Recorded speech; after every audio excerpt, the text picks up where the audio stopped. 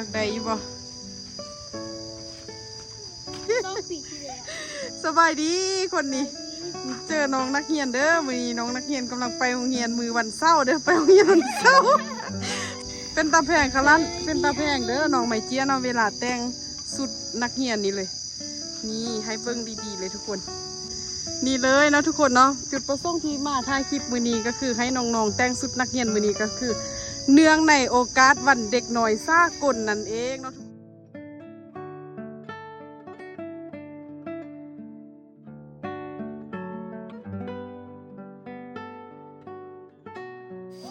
โอเคเนาะทุกคนเนาะนี่น้องไหมกิ้ง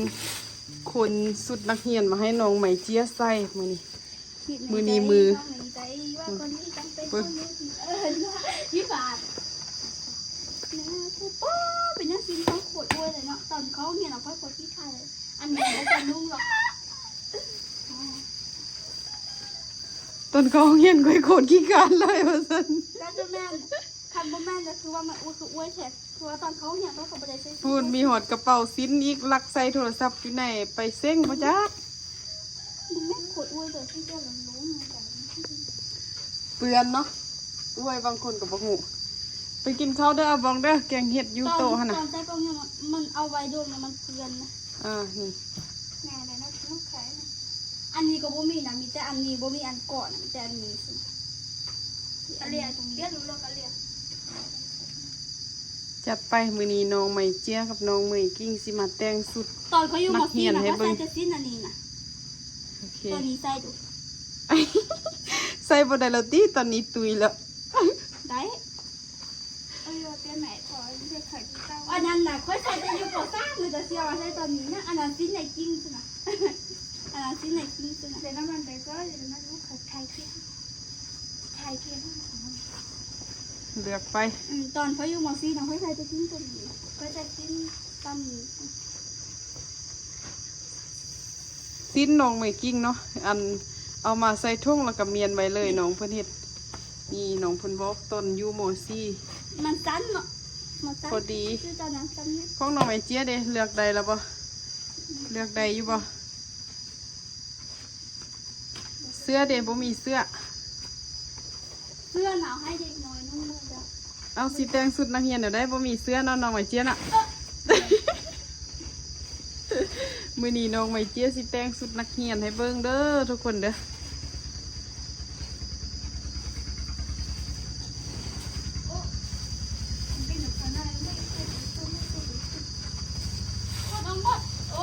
โอ้โห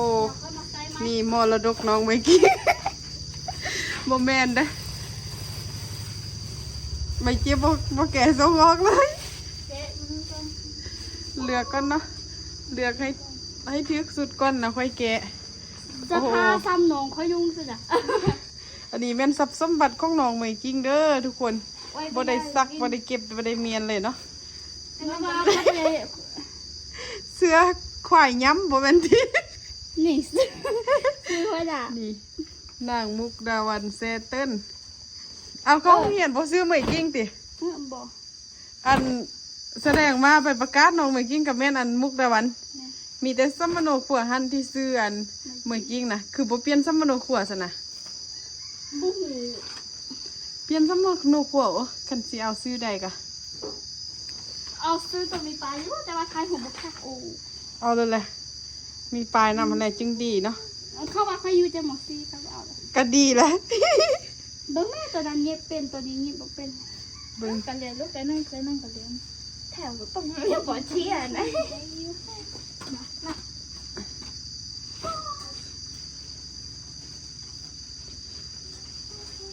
โอ้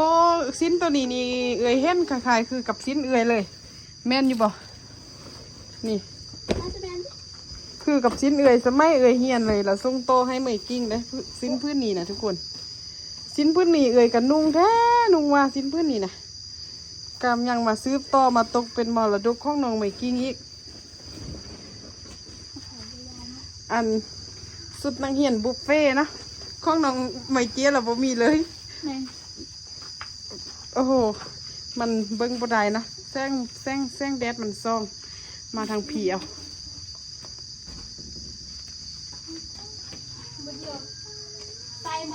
มาเมียนคือยังไม่เมียน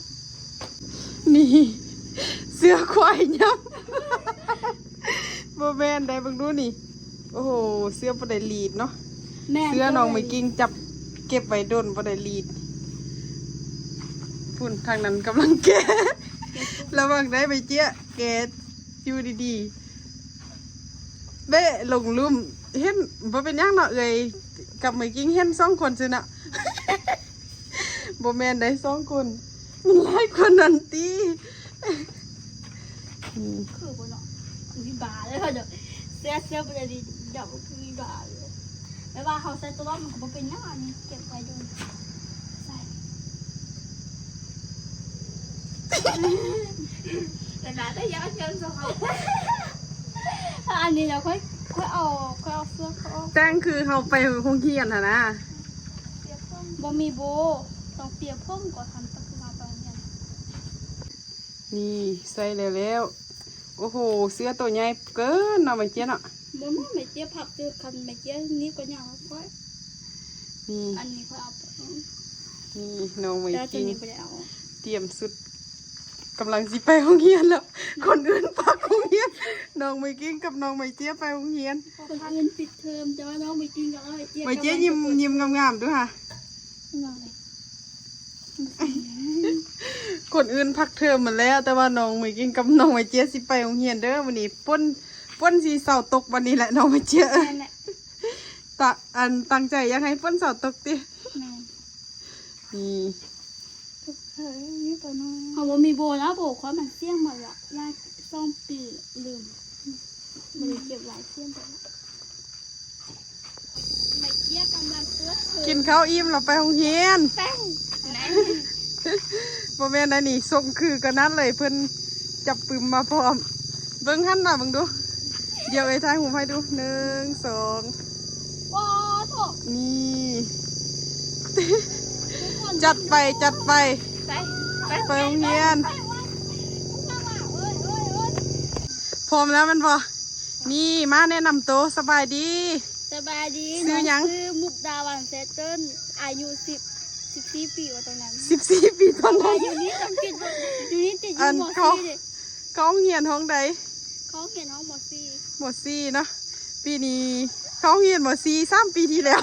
บ่แม่นติ ต้องปีที่แล้ว สบายดีคนนี้ ดี เจอน้องนักเรียนเด้อมื้อนี้น้องนักเรียนกำลังไปโรงเรียนมือวันเสาร์เด้อไปโรงเรียนวันเสาร์ ซื้อยังนี่คนนี้นี่ เป็นมาเจี๊ย ซื้อไหมเจียเนาะอายุจักปีแล้ว 13 อายุ13บอกแล้วว่าอายุ13 ปีอันเรียน หมอซอง เขาเรียนบ่ซ่องบ่โอ้นี่เลยอันนี้แมันปืมแมันบ่ปืมที่เอาไปโรงเรียนเนาะเขียนยังใส่ได้หั่นเบิ่งดูวิชาเด้ มีแต่เพลง โอ้โห ขอเพลงให้ฟังบ่ มีแต่เพลงเนาะ สาเราได้เต้นโมเมนต์ฮัก เป็นตาแพงค่ะลั่นเป็นตาแพงเด้อน้องไหมเจียเนาะเวลาแต่งสุดนักเรียนนี่เลย นี่ให้เบิ่งดีๆเลยทุกคนก้องไปใส่โรงเรียนอยู่ทางใดทางพุ้น เรียนอยู่ทางนั้นน่ะ ไปโรงเรียนกัน ต้องเอาพาเขาเนาะ ไปโรงเรียนอ่ะเอาพาไปโรงเรียนบ่ได้ได้ไปโรงเรียนกันไปโรงเรียนว่าซั่นทุกคนเอ้ยน้องไหมเจียกับน้องไหมกิ้งบ่แม่นเนาะ ดีว่าเงียบต้องที่ดีเนาะเอาโทรศัพท์ไปแล้ว ไปโรงเรียนมือวันเสาร์เป็นไปได้เบิ่งเสื้อย่อแท้นักเรียนอันนี้ ควายย้ำมาสั่นโอ้บ่แม่นเด้อทุกคนเด้อเบายอกเนาะนี่น้องไอเจี๊ยบปิดมาเบิ่งนี่เอาปืมเด้ปืมให้แล้ว นี่นักเรียนเฮาอันนักเรียนเฮาเจอเวลาเจอผู้ใหญ่ต้องเฮ็ดนะเด้ บ่ย่างกระโจมแล้วก็นี่แล้วอันตัวเล่นหน่อยดิเฮ็ดดูนี่เมื่อกี้เป็นเอื้อยไม่เจี๊ยเจอเอื้อยไม่เจี๊ยเสียนะได้ฟัง ดูพาหน้าอาจารย์เฮ็ดแล้วจ้ะไหนจะยังไงตัวเจ็บหลัง สินเฮียเด้อไม่เจี๊ยหัวควันไล่สินเฮียบ่ได้เด้ โอ้โคตรสินจังเลย บ่สินล้มเนาะสินโตใหญ่เพิ่นเนาะเพราะว่าเป็นสินของน้องเหมยกิ้งน้องเหมยเจียนุ่งเนาะโตใหญ่พุ่นนี่นักเรียนที่แท้ถูกแบบนี้เนาะป ปียผมแล้วก็มัดโบเนาะแต่ว่าบ่มีโบแล้วก็ใส่สุดนักเรียนนี่เลยใส่สิ้นแบบนี้เนาะแล้วก็นักเรียนบ่ดีต้องโทรศัพท์ไปนำ บ่แม่น แล้ เด้ วก็บ่ใส่เสื้อเอวน้ำ เออบ่มีไส้แอวแด่เนาะ แม่น้องไม่กินบ่ได้ใส่ผ้าแดงค่อยจับใส่เนาะค่อยออก โอ้อันไม่เจี๊ยยังเด็กน้อยอยู่บ่มีแพทย์ แม่ บ่แม่นเด้อนะทุกคนนี่เลยทุกคนเอ้ยหลายๆคนเนาะที่ข้อมาให้น้องไหมเจี๊ยใส่สุดนักเรียนมื้อนี้น้องไหมเจี๊ยก็ใส่แล้วเนาะเพราะว่าก่อนหน้านั้นเนาะเคยไปหาเจ้าอยู่เฮือนเนาะแล้วเจ้าบอกว่าบ่มีสุดเนาะบ่มีสุดนักเรียนแล้วมื้อนี้พอดีมาลิ้นนำน้องไหมกิ้งน้องไหมกิ้งสวนเนาะก็เลยใส่สุดของน้องไหมกิ้งเก็บไว้ดีขนาดเลยทุกคนเอ้ยแต่ว่านี่ เก็บไว้ดีจนย่อจนยับหมดแล้วแต่ก็คนงามใส่ยังกะหยะงามเนาะไหมเจี๊ยเนาะ นี่เลยเอาคนละจักเพลงบ่เนาะเอาคนละเพลงบ่ห้องเพลงประกวดเอาคะแนนนี้ แม่อันนี้มีแต่เพลงลาวเด้ อันเป็นปืมของไป ตัวของเขา ปืมห้องน้องไม่กิ้ง หนังซื้อปั่นไก่เคีย ทั้งซื้อน้องไม่กิ้งเพลงหักแต่บ่กล้าบอกโอ้โหเปิดไปบ่รู้ไอ้ฟังเบิ่งอีกเลยนี่เลยคนที่แอปหัก อันนี้ เพลงไม่ เขาเขียนใหม่คือ ไม่มีชั้นในใจเธอ ยังเพลงยังคอยฮัก น้องไม่เจี๊ยได้ห้องเป็นอยู่บ่ ฮักกันบูด ห้องบ่เป็นเลยหักกันบุญ กันบูดเอาไว้เทวดาฟ้าเอ๋ยคอยบ่แม่นนางฟ้า นี่เลยเนาะทุกคนเนาะจุดประสงค์ที่มาถ่ายคลิปมื้อนี้ก็คือให้น้องๆแต่งชุดนักเรียนมื้อนี้ก็คือ เนื่องในโอกาสวันเด็กน้อยสากลนั่นเองเนาะทุกคนน้องไม่เจี๊ยชื่อใดอยู่บ่เป็นนักเรียนน่ะชื่อบ่ว่ามื้อนี้เป็นวันเด็กน้อยสากลน่ะชื่อ น้องไม่กิ้งเด้ ชื่อเนาะ เป็นวันปลูกต้นไม้ ทางเป็นทางวันปลูกต้นไม้แล้วก็เป็นทางวันเด็กน้อยสากลนั่นเองเนาะทุกคนก็นี่เลยเนาะให้น้องๆมาแต่งชุดนักเรียนย้อนยุคกันก่อนเนาะอันนี้แม่นเด็กอายุ13เนาะอันนี้เด็กอายุ14คนนี้อยู่ม.4เนาะส่วนคนนี้อยู่ม.2ตกข้างห้องไปปีหนึงบ่แม่นติ นี่เลยเนาะทุกคนสุขสันต์วันเด็กน้อยโอเคเนาะบอกมึงดู สุขสันต์วันปลุกต้นไม้สุขสันต์วันเด็กน้อยนี่อวยพรเด้น้องไม่เจี๊ยน้องไม่กิ้งอวยพรเด้วันเด็กน้อยนี่ วันเด็กน้อยก็ขอให้อวยพรให้เด็กน้อยทุกคนมีความสุขเนาะขอให้จังเรียนม.4 ม.7แจ้งให้ผ่านเบิดเด้อปีนี้อยากหางงจากคน น้องไม่เจี๊ยเด้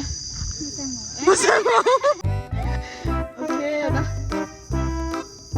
อีกอ่ะบุกมาไล่นะมาน้อยหนึงมาให้น้องๆแต่ง10 โมงมือตึงไว้